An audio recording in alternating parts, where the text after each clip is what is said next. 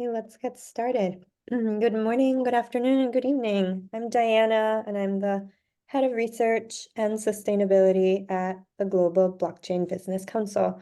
It's my pleasure today to welcome you to our virtual members forum on monitoring for market abuse on and off-chain.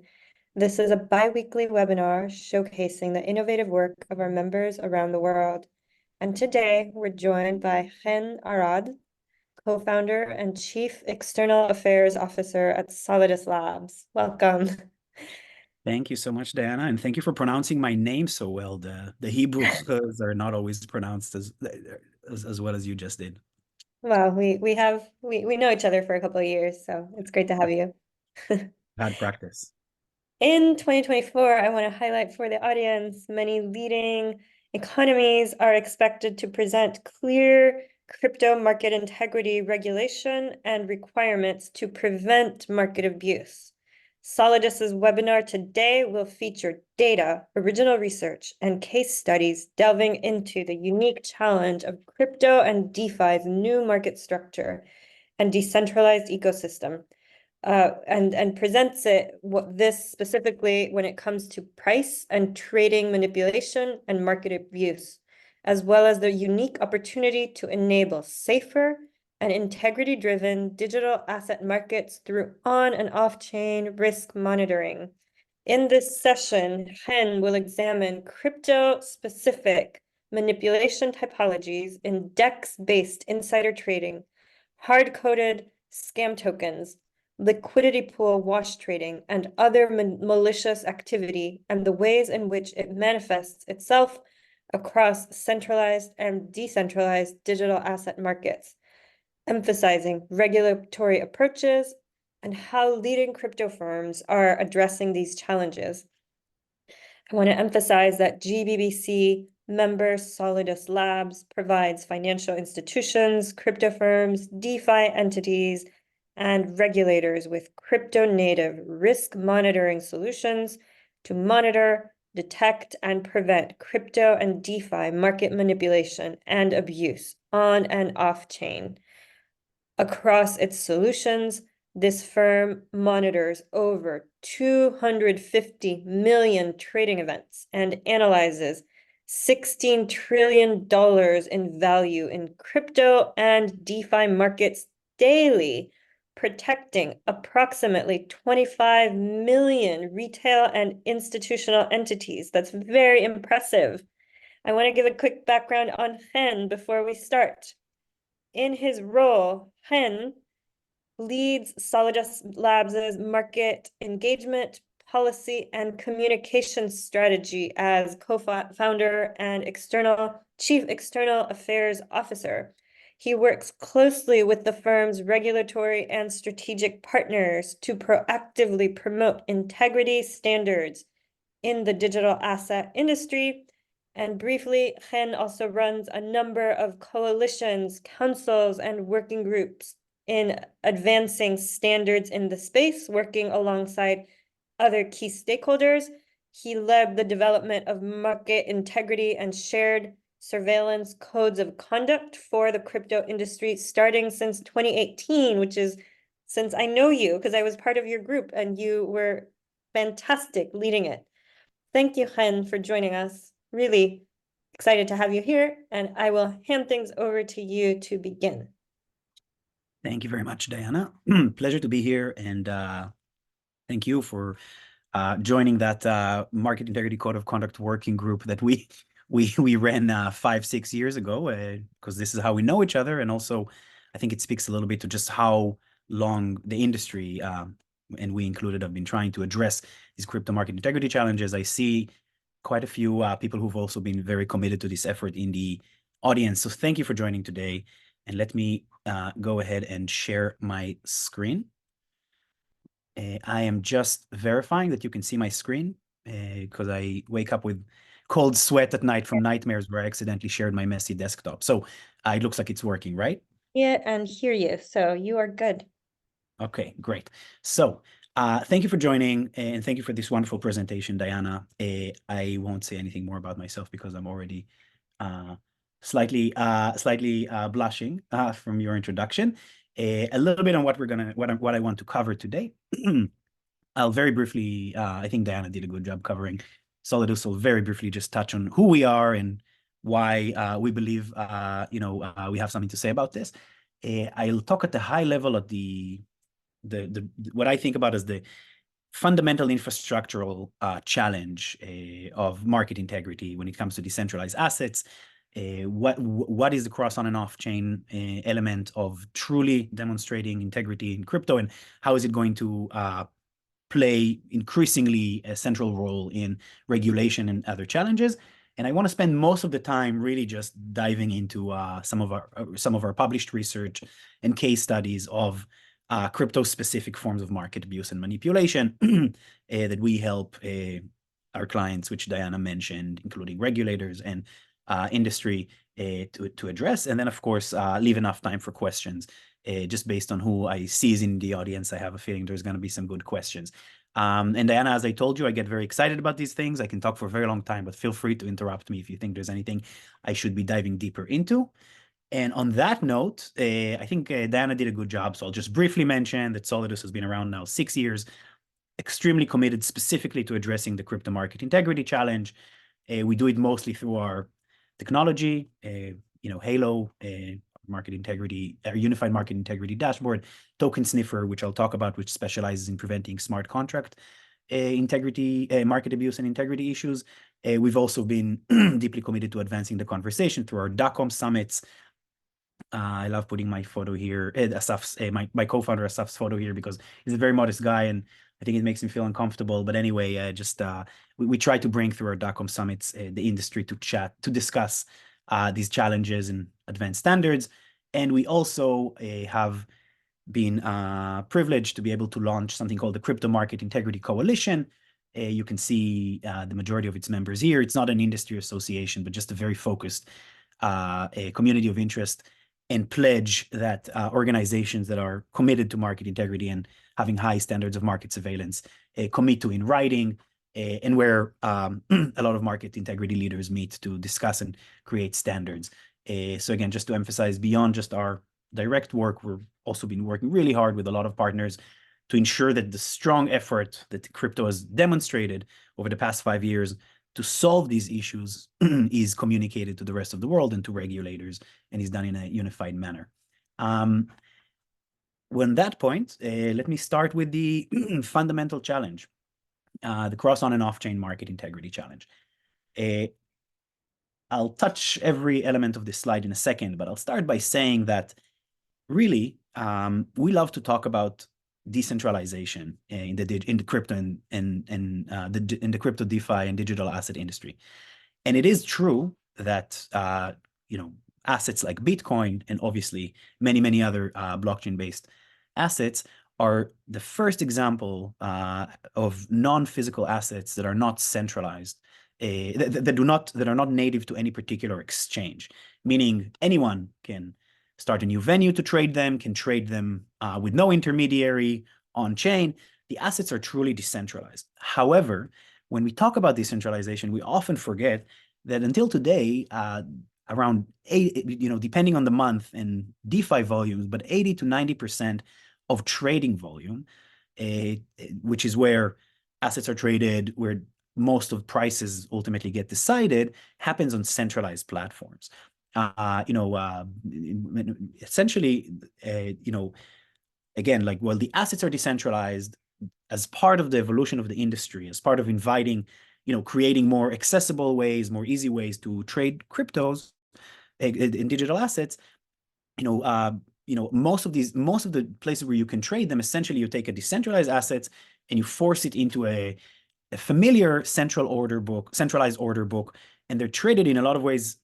So the majority of trading happens in those order books. They're traded in a lot of ways very similarly to the way they've been traded in traditional finance. However, it doesn't change the fact that ultimately these assets are not native to any particular spot exchange. If you compare it to securities, ultimately Apple stocks are traded in a lot of different ways, through a lot of derivatives in a lot of different places, but the spot stock itself, the original Apple stock, is ultimately just traded in one place, NASDAQ, And that means that the spot market is easier to understand from a market manipulation perspective. If someone tries to manipulate the underlying asset, it happens in one exchange and not across, and not as it could in digital assets across a lot of different platforms. Now, I'm emphasizing this point that we love to talk about decentralization, but we forget the 90+% of trading is centralized because that has significant ramifications from a risk monitoring perspective. And I've specifically wanted to put in this excerpt from a recent report published by the Japan Financial Services Authority, not that recent, I guess, at this point in July, where essentially they are talking about the critical need to be able to assess, to analyze risk and monitor for market abuse, both on-chain and off-chain, in order to understand the health of decentralized ecosystems. Again, 90% of the activity is centralized. That means that while that the transparency of the blockchain, does not apply to 90% of where, Bitcoin essentially or crypto digital assets get traded, because ultimately the trades are executed in a centralized manner. The bottom line of this is that from a risk monitoring perspective, trying to understand things like wash trading, spoofing, if something illegitimate is affecting the price and volume of a digital asset, you have to look both on chain, where some of the activity takes place, and off-chain at the same time. However, the off-chain piece, because it's centralized, is not as immediately transparent as the blockchain, and that creates a lot of new concerns. I wanted to mention the JFSA's report here because that's a very important trend that we are seeing in our conversations with regulators globally, and understanding that to truly address market abuse, market manipulation, and other forms of illicit finance in digital assets, you have to be able to monitor for risks across on-chain and off-chain, because ultimately the assets are impacted by both sorts of activities. I will move forward here, but I hope that the amount of times I said cross on and off-chain here made it clear that this is a central focus. And what I want to do for the majority of our presentation today, is show examples of new forms of market manipulation, new forms of market abuse that we have encountered in our work, that really require and take place because of this unique structure, the cross on and off-chain structure. And in order to detect them and prevent them, require monitoring across both realms. The bottom line is that this is an unprecedented cross-market challenge from a market integrity perspective, and I want to show some of the work that's being done to address it. I will move forward and start just diving into examples one by one. By the way, if anyone has questions, feel free to jump them. I am monitoring the Q&A and happy to address things as we go, in addition to the 15 minutes at the end.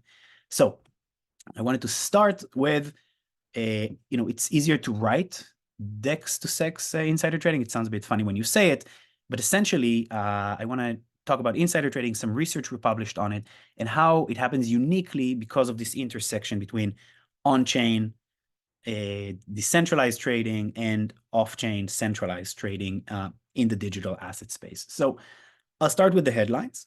We published this report about 5-6 months ago, and we looked essentially at a number of large crypto trading, centralized crypto trading platforms, essentially at all of the listings of ERC20 tokens that they listed on their platforms, in cases where those tokens were already available on decentralized exchanges. So to clarify, we're talking about, and I'll give a couple of specific examples. We're talking about a token that already exists on a DEX like Uniswap, and then at some point a centralized exchange lists it. We looked at the 234 of these examples like that in the accumulation of the data across multiple platforms that we looked at, and it was in an 18 months period between January 2022 and July 2023. The headlines are pretty, obviously presented here. The bottom line is that across this, we saw 56% of these listing announcements, we were able to detect insider trading.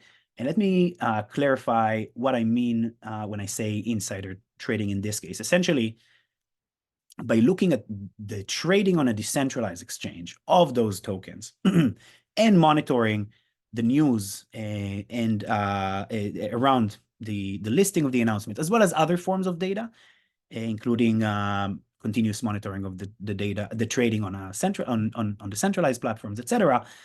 You can essentially start identifying instances where someone, a specific wallet, a group of wallets, very conveniently buys the assets repeatedly in the weeks leading to an announcement, and also very conveniently sells immediately when there's a price spike upon the announcement itself.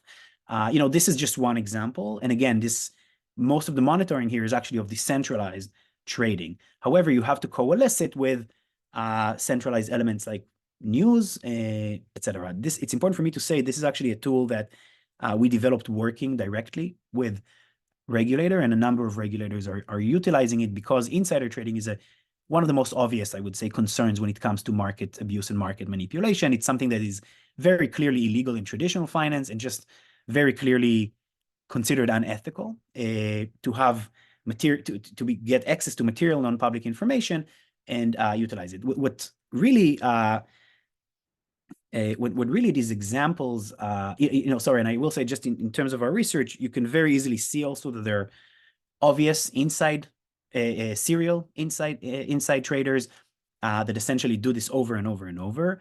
And you can also see that in addition just to the fact the cross on and off chain element here, where essentially the buys and sells are on a decentralized exchange in relation to news and activity coming from a centralized exchange, you can also see that almost always, the wallets that are involved in doing this repeatedly are ultimately connected in one way or another and are able to transfer the funds to centralized exchanges. So again, the connection between the on-chain activity, utilizing the different way in which DEXs work, as I mentioned, the fact that anyone can openly and permissionlessly trade those tokens before they are listed in a centralized exchange, and then of course, going back to centralized exchange to launder those funds really emphasizes the fact that you cannot detect this sort of activity by just looking on-chain or off-chain or looking at them separately. It's interesting. I'll just mention that. Obviously, when we talk about these numbers, 56% of DEX available tokens listed on centralized exchanges having been, having demonstrated evidence of insider trading, it's obviously a very disconcerting number. I think it's also fair to say that considering the permissionless nature of decentralized exchanges, it's not completely shocking. I also think it's important to emphasize that insider trading is a problem that has not been fully resolved in traditional finance as well. A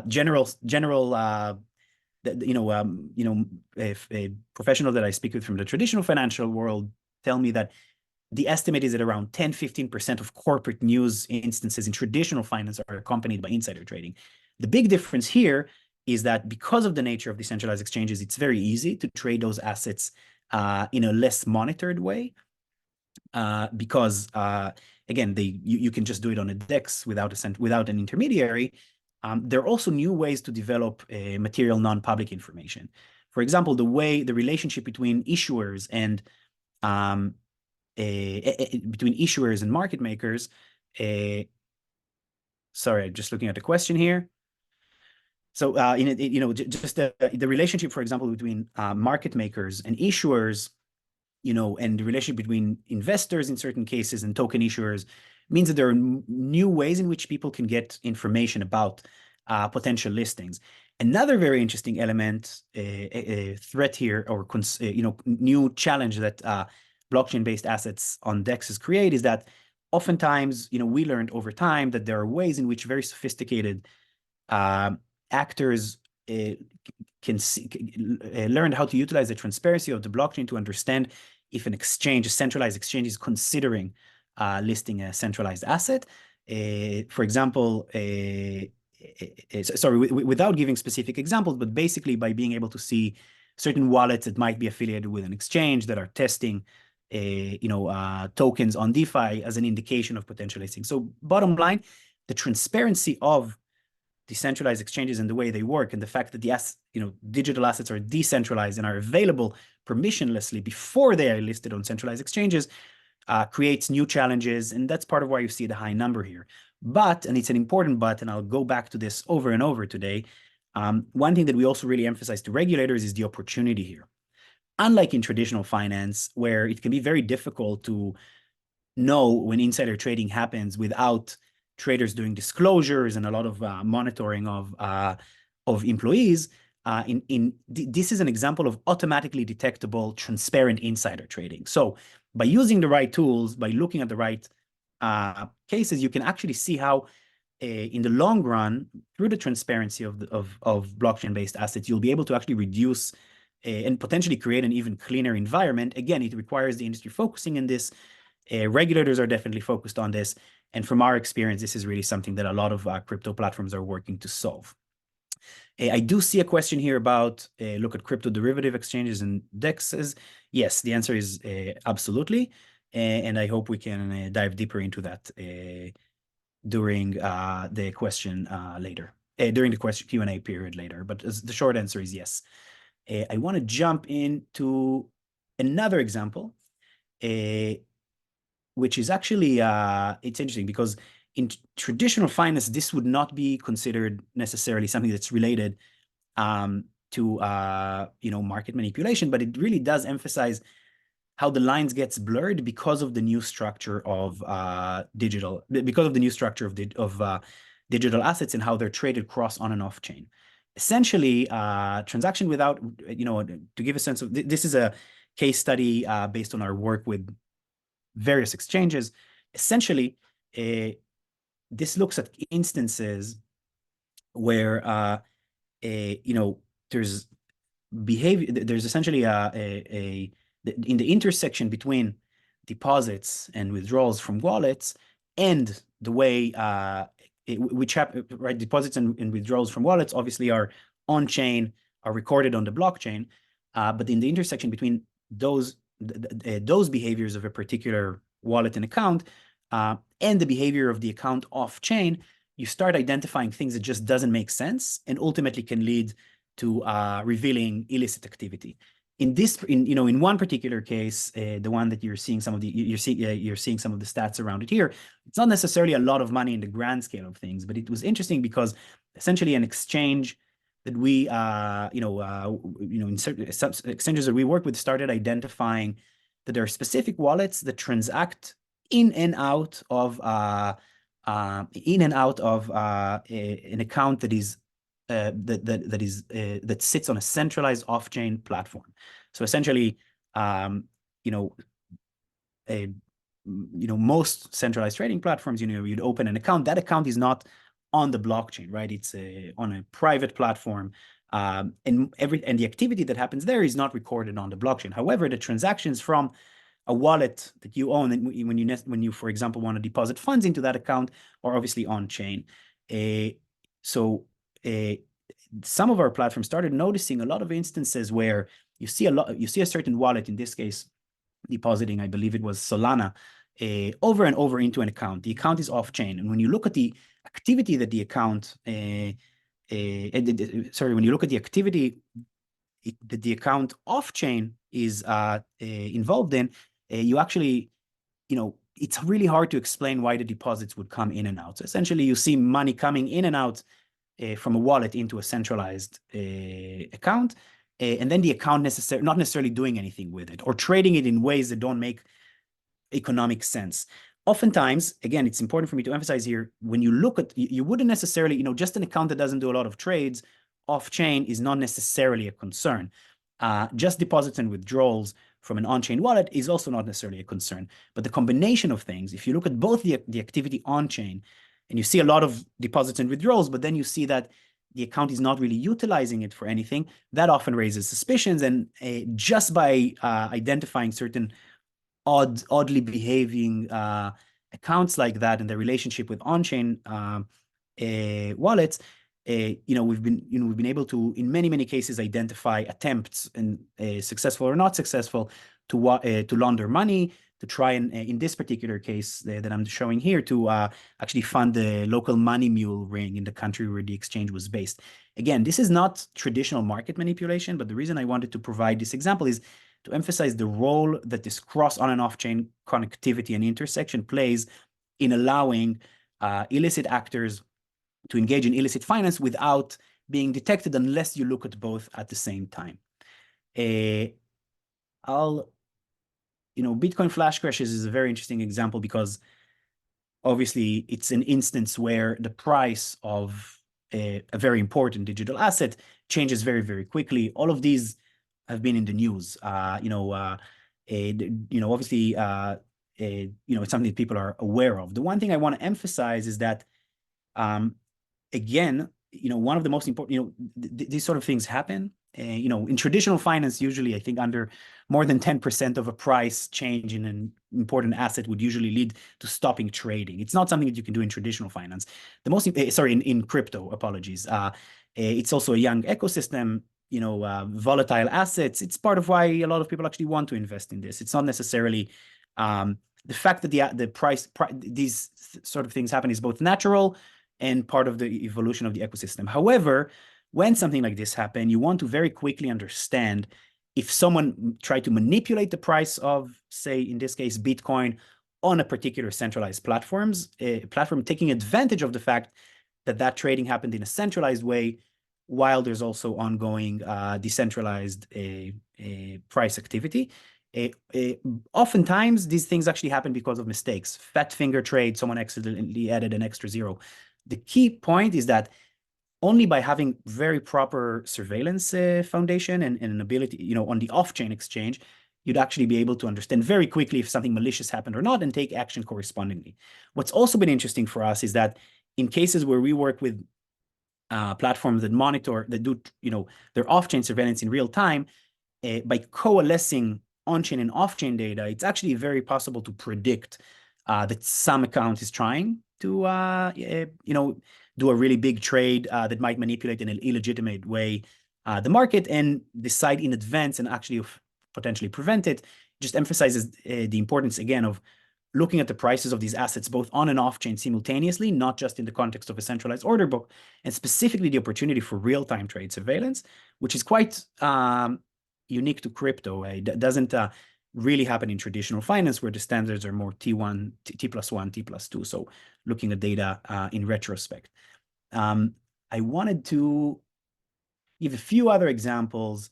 I mentioned the relationship between market makers and issuers. That's often where we see these sort of behaviors, but again, this would often happen just on chain or just off chain. But the bottom line is that you see a lot of examples when you look at DEX data, where a specific wallet begins to accumulate a very large percentage of the supplied liquidity of an asset.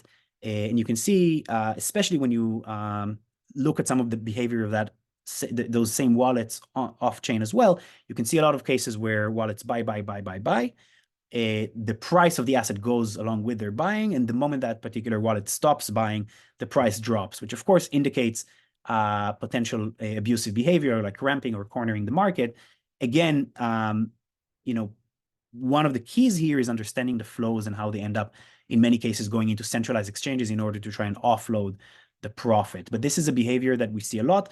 And there's an effort to standardize some of the relationships between liquidity providers and issuers, and of course, again, just monitoring for the price of assets, especially in the cases where these assets are also traded off-chain, is critical. I don't have a lot more time. I want to make sure I leave time for questions, so I'll just finish with this example because when you think about market integrity in the context of crypto and DeFi, a lot of the integrity of assets and trading actually depends on smart contracts. And we developed a tool over time called Token Sniffer. It is, by the way, available completely for free if you want to use it as an individual. Tokensniffer.com. I won't demonstrate now, but you can go in, plug in the address of any smart contract, and it will actually scan it in real time for you and tell you whether it's a potential scam. Essentially, by looking at the smart contracts of all newly deployed assets on the top 12 Ethereum virtual machine chains, we are able to immediately upon the deployment of smart contract assess whether there's code within that smart contract that is essentially an attempt to steal investors' money. To give, we published, that could be snippets of code that mean things like you can deposit funds into this token, but you can never withdraw it. It can mean you can deposit funds, but we have an ability to siphon it through a back door. This is actually a major phenomenon of hidden theft. We published research on it and we keep on updating it. Essentially, one of our findings has been that decentralized, that that every 4 minutes on average, there's a new scam token smart contract deployed on those top 12 EVM chains. But again, I want to emphasize these are obviously disconcerting numbers. I also think they are not necessarily, you can see a little bit of the breakdown across some of the top EVM chains. Obviously, 25% of all newly deployed token smart contracts have malicious snippets in them. Obviously, that's a very disconcerting number. This is also it is a major phenomenon of hidden theft. You see a lot of serial scammers, because it can be very, very easy. You deploy a new smart contract token, you pick some buzzy name. A great example was the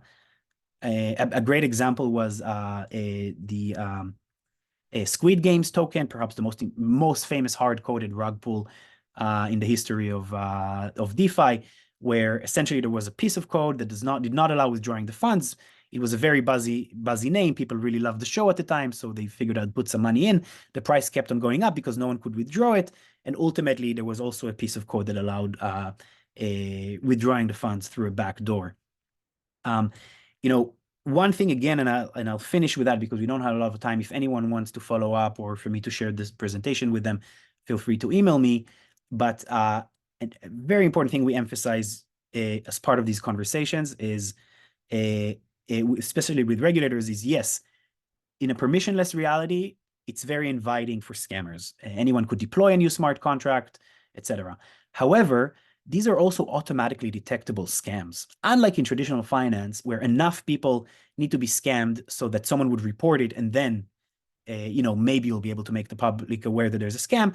Here, you can actually, just look at the smart contract, utilize a smart contract scanner like Token Sniffer, and actually know in advance that something is a scam, which again, we believe over time will lead to a reality where you can actually create a cleaner decentralized ecosystem, or at least one where there's full transparency around what's a scam and what's not, without, before people get hurt rather than after.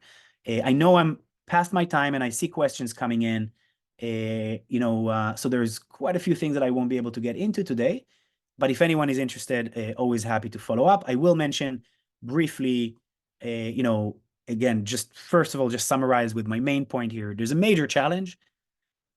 Decentralized assets create new challenges from a market integrity perspective. Permissionlessness creates new challenges and new way to manipulate markets. However, the transparency also allows, when utilizing cross-on and off-chain risk monitoring in the right ways, it also allows automatic real-time detection of market abuse, which over time, as an industry, if we continue working on these standards, can actually lead to cleaner markets, in my belief. Anyway, sorry for going over time, Diana. I apologize. You didn't stop me, so I hope it at least means that it was interesting, and I'm happy to take some of the questions. Oh, and I will also mention all of this research, by the way, is available for free to download on our website, just because I didn't get to everything. Sorry, Diana, back to you. And I wish we had more time. Thank you for this fascinating presentation. It is such an important topic in the space. We really appreciate you sharing your insights about the importance of market integrity and all the tools you've created to address this big issue in the space. So congrats to everything you're doing. We've received a few questions ahead of time. You've already answered one, and we'll make time for as many as we can. So let's get started from the audience questions, and I'll read out the first one that I have here. Token Sniffer sounds like an amazing tool. How does the crypto community help you and Solidus Labs clean up and get the scams out instead of just waiting for regulation and enforcement? Great question. So first of all, I think it's really important to say, and I say this in conversations with regulators and institutional investors all the time, there is a deep and very evident commitment at this point of the digital asset industry to address these issues. If in 2018 it was still, the CEO of a very large crypto exchange said publicly that crypto traders don't care about market manipulation. There's no need to do anything about it. By 2020, 2021, we've already started seeing very strong adoption for surveillance technologies in order to address this issue. And today, we work with crypto market surveillance teams that are led by very experienced people from TradFi and are often larger as a team than in traditional finance. So there's a really deep commitment. And today you can go work with a centralized crypto platform that, has cutting edge surveillance capability and very intentional effort to prevent this.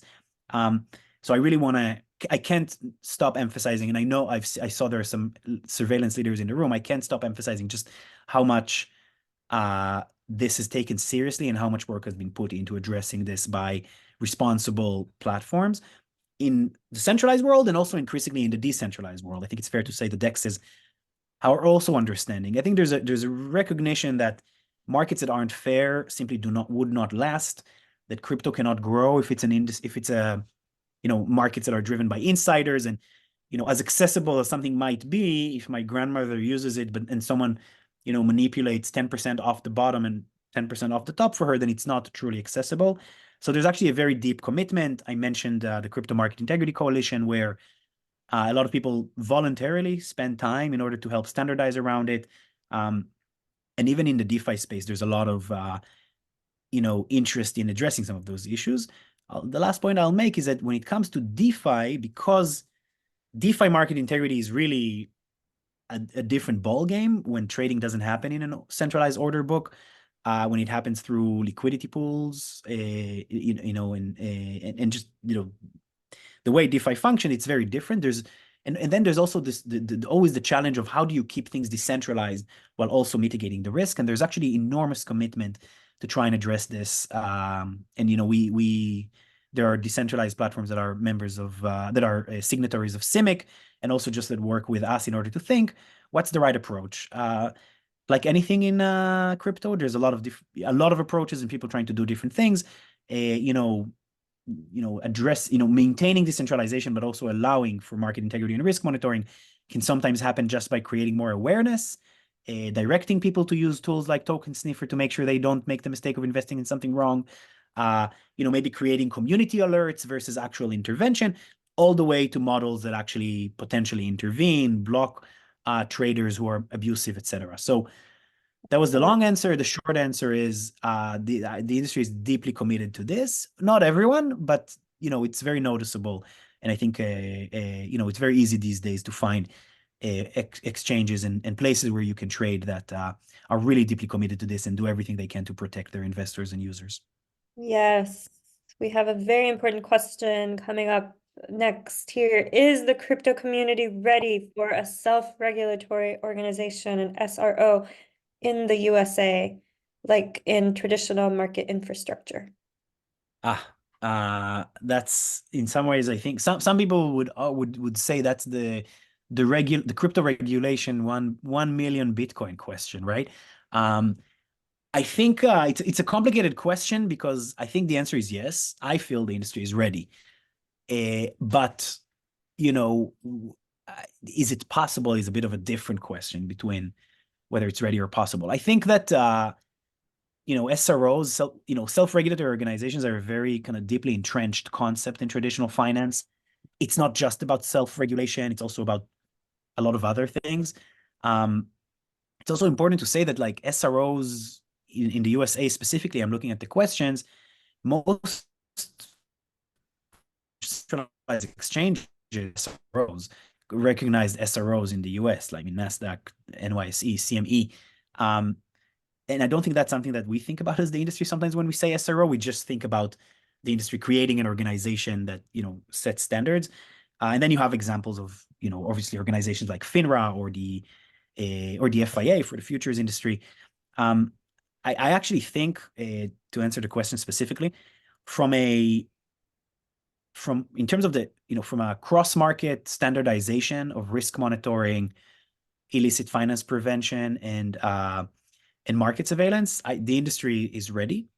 The challenge is actually less technical and less in terms of the standards that exist among the parts of the industry that have been very committed to being regulated. They're more ultimately political and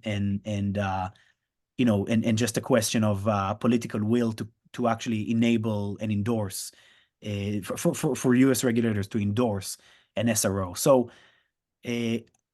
there are, though, a lot of efforts. Diana, you and I met creating a code of conduct for market integrity. I mentioned that the Crypto Market Integrity Coalition is also trying to create standardizations around it. There are ongoing efforts to self-regulate. I actually think it's fair to say the industry already, to a degree, self-regulates, and most crypto exchanges, most very serious regulation-forward crypto exchanges actually do more than they're required, which you could argue is a form of self-regulation. There are specific efforts, I can say, on things like shared market surveillance, which takes place in traditional finance, to find the right way to apply those for the industry. But between that and a fully government-designated SRO, I think we still have some time, simply because of the politics around it. The way I always think about it is we shouldn't be waiting. We should do what we think is right for the industry, take leadership, and that's definitely what I've been seeing from the industry in terms of self-regulation. Great. Thank you so much for your insight. We probably have time for one more question, which is, can you shed light on the influence of the divided regulatory market and increasing divide due to increased geopolitical conflict? And thank you for the interesting presentation. I agree with that. Thank you. Thank you for the question. Well, I'll say this, and I actually told Diana right before we started that I didn't include enough of a overview of where regulation stands from the perspective of market integrity. I'll say first that globally, and I included it in the description of our presentation, almost every significant economy and market in the world is in the process, some of them pretty advanced, of introducing market abuse specific requirements. It's included in MiCA in the EU. The FCA in the UK is now working on market abuse regulation for crypto. In a lot of the Asian regulators are actually ahead of the curve. If you look at the Gulf as well, everywhere around the world, the industry, the regulators are moving from very specific focus on anti-money laundering and sanctions to broad market conduct regulation that includes specific requirements to prevent market abuse. The question of geopolitics and cross-border is really interesting, and I don't think we'll be able to answer all of it in the minute that we have left. But I will say this, because of the nature, and I talked about it a lot today, because of the decentralized nature of crypto and digital assets, the cross-border question becomes even more pertinent. Regulators are thinking, I just had a conversation like that a couple of weeks ago with a regulator. We could introduce requirements for exchanges to share data and look if there's manipulation happening across platforms, but we can only do it for the exchanges that are licensed with us in this one country. What about all of the other ones? It's important to say that cross-border supervision is an issue for traditional finance as well. It's exacerbated and extenuated here because of this decentralized nature of the assets. I think that MiCA is playing a very important role because it is inherently a cross-border regulatory framework. And the way some of the agencies there and the regulation and the technical standards, I know Kaiko did a great presentation on some of the data questions around MiCA a few weeks ago in this very forum. The way they're thinking about it, I think, is an indication for how it might work on a more broad perspective. And you're also seeing organizations like IOSCO, which is the umbrella organization for all securities regulators, capital markets regulators, becoming more proactive. So just like addressing market integrity in crypto needed to start with individual platforms, improving their standards, and that has largely happened for a lot of exchanges, and is now broadening to this question of how do you monitor the assets more broadly, cross on and off chain and cross-border. The same, I believe, needs to happen with regulation. Regulators are introducing requirements specific to their jurisdictions, but already with an eye for how this is going to work cross-border. And again, here, the industry as a very cross-border industry needs to play an important role engaging with regulators, coming up with self-regulatory standards, which can help set the standards so that the ultimate regulation, when it, as it evolves and becomes more cross-border, is going to be constructive to enabling decentralized assets. I hope that answered the question. Thank And I know you. we're out of time. Unfortunately, we're at time. Again, I wish we had more time. Thank you so much, Chen and Solidus Labs, for joining us today. It was a very thoughtful and engaging presentation and Q&A on market integrity and the innovative tools that you're using. Just to address some of the audience's comments, we will be sharing a recording of this presentation on the GBBC YouTube channel, and also the recording will be circulated to all those who registered. We look forward to learning more about Solidus Labs' progress. We will coordinate about potentially sharing slides specifically, but they will be definitely available on the YouTube channel. Thank you so much, and enjoy the rest of your day. Thank you, Dan. And I'll just say, if anyone is interested, my email is there. Feel free to email me. And also, again, all of this research in even more extensive forms is available for download on our website. So feel free to go to soliduslabs.com. Thank you so much for having us, Diana, and for everyone for taking the time to join today. Wonderful. Thank you.